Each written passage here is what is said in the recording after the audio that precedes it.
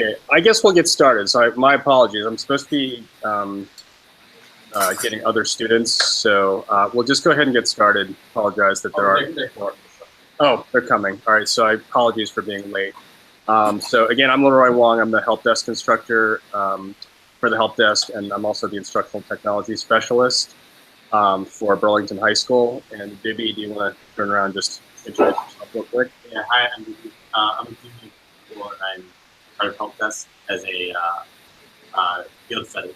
Right. So we'll explain the field study a little bit more. But all right, I'm getting my other students here. They're slowly trickling in. We actually started the broadcast, so if you guys just want to go on camera, that's okay. Just like introduce yourself real quick. Hi, I'm Brendan. I'm Akash. All right. So Sareem is another student that I have, so he should be here shortly. So I guess we have your questions. I don't know if you want to just like jump right in. Oh, actually, no. I should let you all introduce yourselves first, quickly, and then we'll go to the questions because I guess you guys don't have a lot of time. So I'll let you all do your introductions, and then we'll.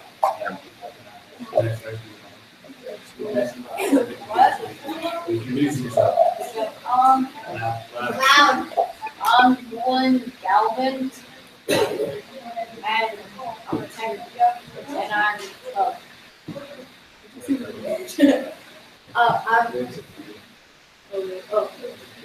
I'm Perla, and I'm a technician. Hi, I'm Joanna Castro, and I'm a technician. Hi, I'm Ali. My name is Ray Birks, and I'm an instructional technology facilitator at secondary level. I'm Mark Wolsey, and I'm an instructional technology facilitator at elementary level. And Ron Brown is the director of instructional technology for the school. And we're going to show you a map that Ellen got to just let you know where we're at in the world. Right. We're in Wenatchee, Washington, so right in the very center of the state, about 2.5 hours from Seattle. Okay. Cool. All right. So how did you find out about our program? I'm just kind of curious, like just kind of browsing around and. I think Ron had heard about it before I did, but I was at a conference with Jen Shepherd, I think is her name. Right, yeah, who was my predecessor. Yeah, so she came out to Washington and did a conference in Seattle, and she talked about it, and so then I think from there, Ron and I discussed putting them together. That's how we kind of heard about you guys. You were the inspiration for this program, and really take this program into the future for our students as we go on the way. Awesome. Okay, great. All right, so I guess, yeah, we can just jump into your questions. I have them on my screen here, so we can get started. Okay, so we'll go ahead and ask them if you want to do an ask and answer, or do you just want to answer the questions? I'm sorry, what was that? Do you want us to physically ask the questions, or do you just want to read? Yeah, so I have the doc here, so you can just like ask, I don't know if you want to just start with number one and then just go down. What types of things do you do on a daily basis as a help desk student? Okay, so guys, what do we do on a daily basis?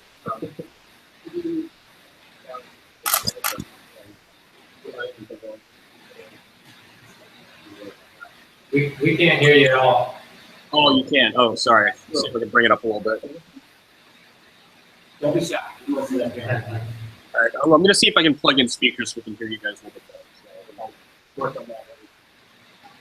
So we're working on an independent project here because we're not actually taking the class. We do up a study for Yeah, we have it's called a field study. So what we're doing is we're collaborating on a project in game design. So we've been working on art and writing and some programming so far. It's really hard to hear you guys. Okay, sorry. We'll see what we can do about that. I apologize. Yeah. Maybe grab a mic.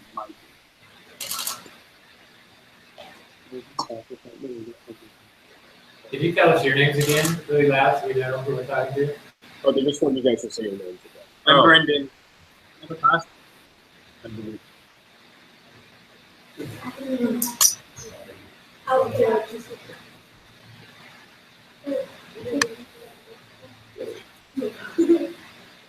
All right, sorry, did you, you can ask the next question. I'm going to look for a mic so that hopefully you can hear us a little bit better, but I'll just have the guys scoot in for now. What is your favorite part of being on a student help desk?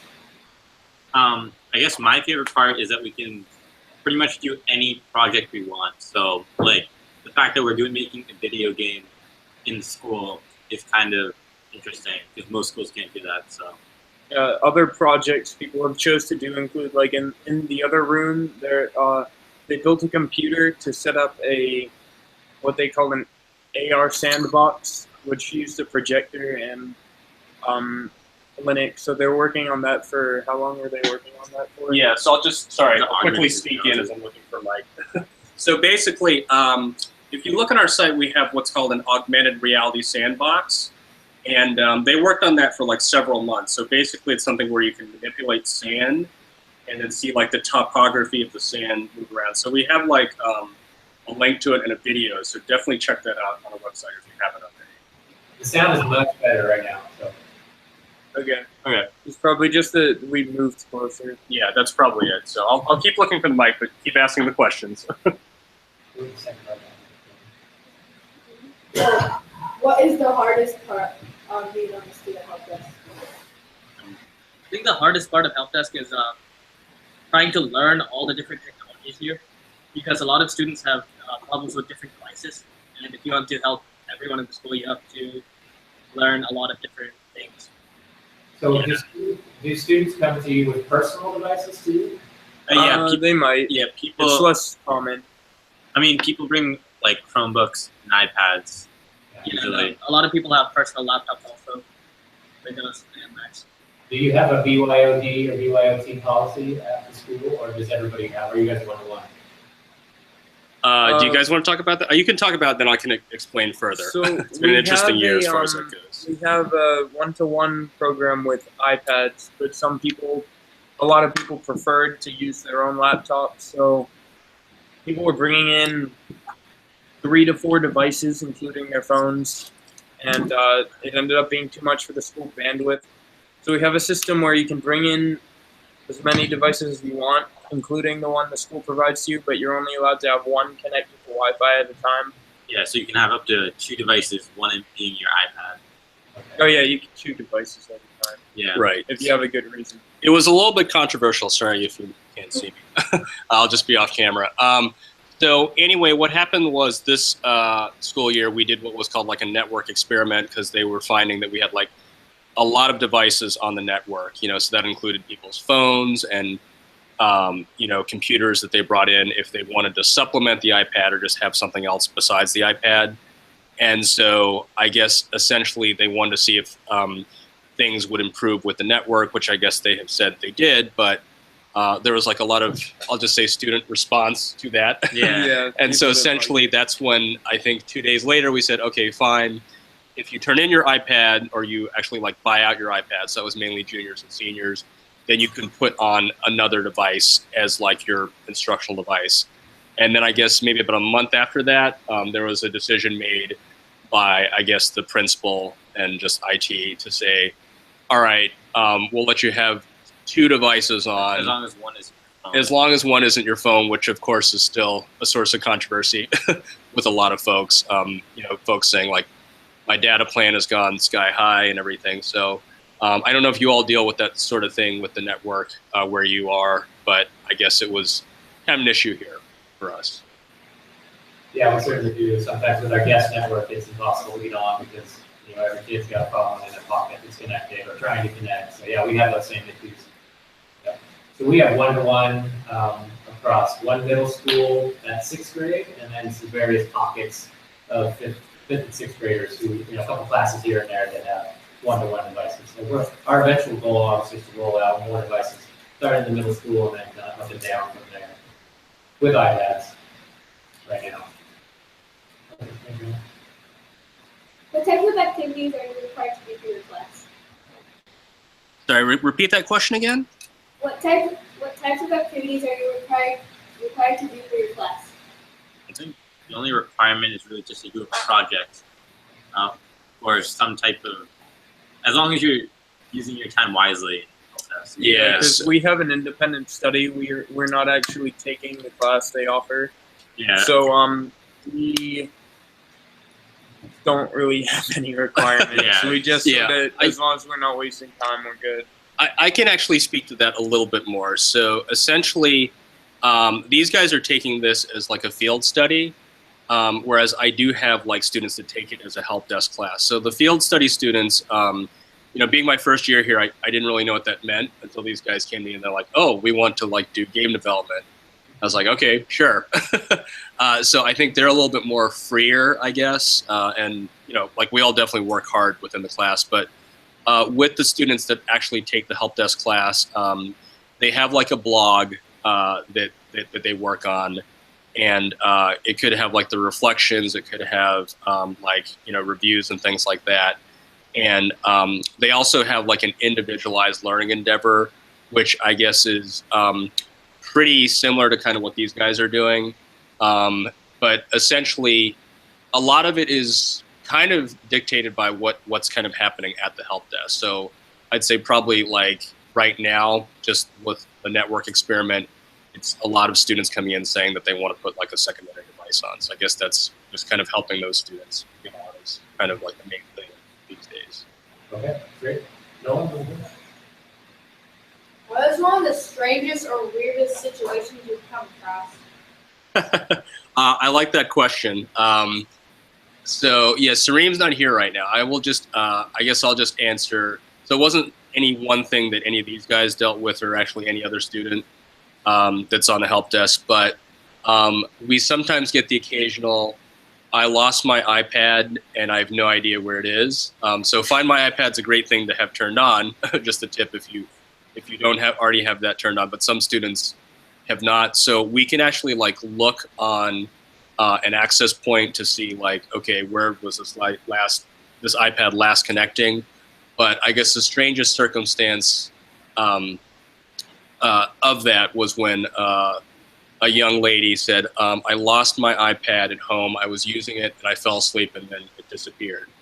So I was kind of like, okay, well, iPads don't just disappear. So, we pinged it. We knew it was in the school, but it was like, a little bit before the Christmas break or the winter break. And so then I saw her like a month or two later and she's like, oh yeah, I found it underneath a pile of something at home. So that was probably one of the stranger ones that I've had to deal with. I think we can all relate to that. Yes. Yeah. What is your favorite type of device to use personally? Laptop, iPad, or Chromebook? Probably laptop. Definitely laptop, Yeah. because if you're using Windows or essentially Linux, but we have way more experience with Windows, there's a lot more functionality than iOS or Chrome OS. Depends on whether I'm in school or at home. At home, I would personally prefer much to use a desktop over any of those Yeah. devices, but at Yeah. school, definitely a laptop because it allows you to do the same things with the desktop but portable. What about photos? Also, you can because it's your personal device. If you already have programs on your device, you can use it at school and stuff like that. What's your preference though for phones? As far as platform, you mean? What's their preference? Like operating system platform? iPhone, Android, Windows Phone. On phone, Android, because you can browse your files and stuff way easier. Yeah, it's more open compared to iOS, which is a bit limited OS-wise. Okay, great. Thanks, guys.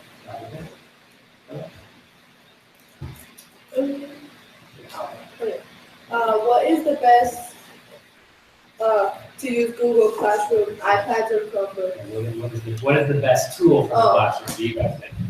Chromebooks, iPads? Yeah, but probably iPads just because. I think iPads are definitely much easier to give out to the entire school because they're not cheap, but they're cheaper than other devices. So, and they can let you do a lot of things, and they're very portable also. I think Chromebooks are just really bad devices. Yeah. Be careful what you say, Shouldn't Akash. exist. Yeah. You can only use Chrome. Yeah. Really. Yeah. I don't think it allows you to have your own versatility with the device and use your own programs. Yeah. I mean, the only plus side to the Chromebook is that you have a keyboard that comes with it. But I You mean, can also access Flash on the Chromebook, right? yeah. You But can't I mean, do that on iPad. Yeah, but I mean, with iPad, you can technically just buy a keyboard. Yeah, So- well, yeah. The main advantage of a Chromebook is probably the keyboard, but you can get a keyboard attachment for an iPad, but there's also and then when it comes to apps, when you're using a Chromebook, you could always use web-based apps that you would need to download on an iPad. So I don't know, it's close, I think. I mean, I would just rather just get a Windows laptop. So, I mean, So yeah, and I have to say that, like, you know, my students probably are, frankly, you know, generally a little bit more technically advanced. So, you know, they want to use different programs that are, you know, what I'll call real computer programs. Obviously, they're using the web, but, you know, in order to do like game development or, I don't know, like video editing or other things that we may do, you need a real computer, and using like a Chromebook can be limiting, but I definitely do see, like, as far as like the plus sides of it, they're very easy to set up, they're cheap, and they do work with, you know, Google Apps for Education. I guess it's called G Suite now. So it's a constant kind of debate, you know, here at Burlington, you know, as far as like, okay, when we would switch over. But I would imagine that still probably not just my students, but like a lot of students here, they'd still want to have like some form of laptop. It's like another device here. Okay, great. How do you communicate what you're doing with the rest of the world? Yeah, I guess I can answer that again. So we have our website, which I've already plugged, the BHS Help Desk website. And these guys have a website as well. I'm blanking on it right now, but you can tell them it's a little bit limited right now. But what's your website for your game? It's called cosmicproductions.net23.net. I'll probably have to send that to you later. I don't know if you want to check it out because it's really bad right now. It's a pretty bad website, yeah. But we're working on making it better. Right now, we don't have much experience with website development, but over time, we plan on making that our like hub where we tell the world what we're doing with our game and how it's proceeding. Yeah, and I have to say, like, these guys, even before they came to me, they've done a whole lot. So we use like the Google Team Drive, so they added me to their Team Drive, and they have all sorts of things in terms of like, you know, dialogue, concept art, you know, layouts of things and things like that. So I'm hoping that our next hangout maybe will be with a game developer, or if you all know any game developers, definitely, you know, put them in touch with us, because I think, you know, that they're definitely budding game designers themselves. It would be good to kind of put them in touch with actual, you know, people that have been working in the field for a little while. All right, great. Do you help teachers as well as students? Yeah, we definitely do. So again, like these guys, like not taking the class, I guess they haven't done as much of kind of the teacher work. So pretty much anybody, whether it's like a student, teacher, administrator, we've had like a school board member come.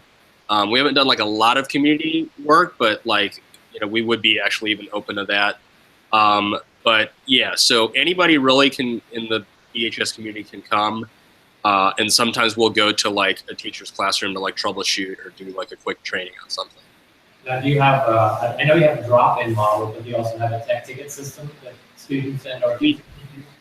Yeah, so we use something called School Dude. And like these guys haven't really, I'm not sure if I've even shown you School Dude, but it's like a ticketing system that more is for like kind of our network and IT folks, you know, because we do have people that do that here.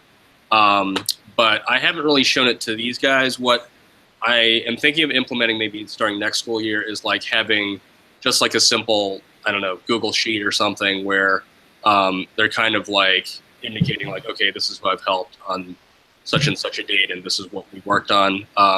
So as far as like what we do, we don't have like a great tracking system. I mean, sometimes there might be something we work on that has to be escalated, in which case there would be a ticket.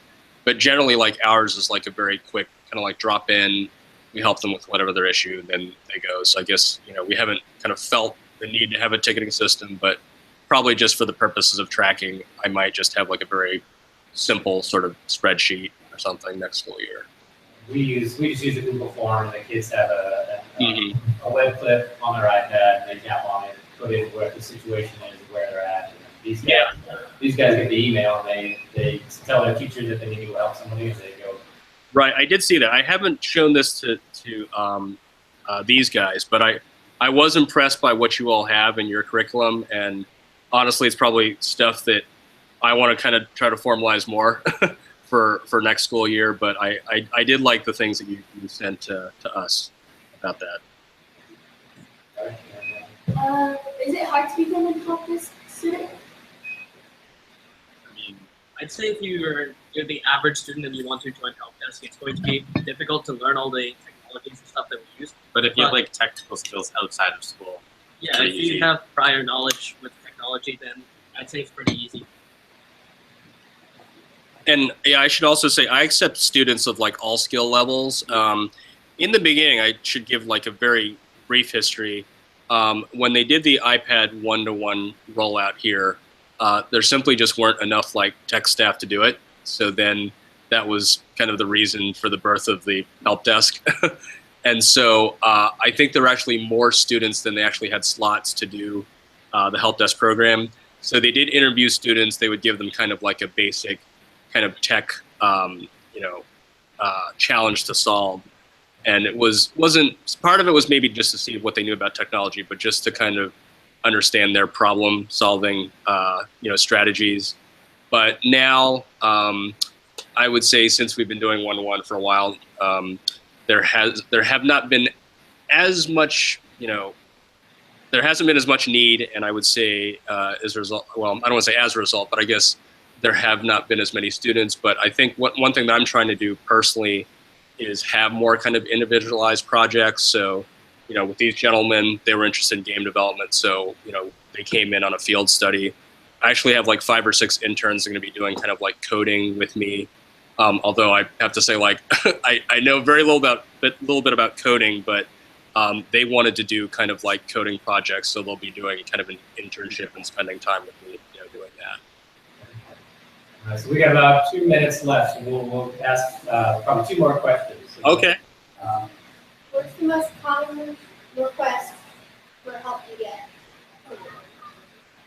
So yeah, I think I mentioned this. Like, I would say right now, just getting the second device on is probably the most common request. Generally, like if some portal is not working, like Google Classroom seems to be a little bit glitchy or something like that. Those are probably the most common requests that we get. All right, Nolan, next question. What type of job do you want to have when you get older? I can't speak for these two, but I definitely want to become a game designer. And I think that being in help desk is going to help with that, along with all the other things about technology that I can learn at help desk. It's really useful for finding a future job relating to technology. I want to do research. I would want to do engineering, either in the computer science area or maybe hardware. I haven't quite decided yet. So Brendan, what kind of research when you say research? I'm not sure yet, either chemical or medical or some kind of engineering-based research. All right, great, guys. Well, we appreciate you very much. I'll let you close us out. Okay. All right. Yeah. Thank you so much. Thanks for your interest in what we do, and I may have some questions just about your program, offline at another point, but appreciate you guys taking the time to talk to us. All right. Thanks, guys. Thank you. Okay, thanks. Take care. Okay, good job, guys.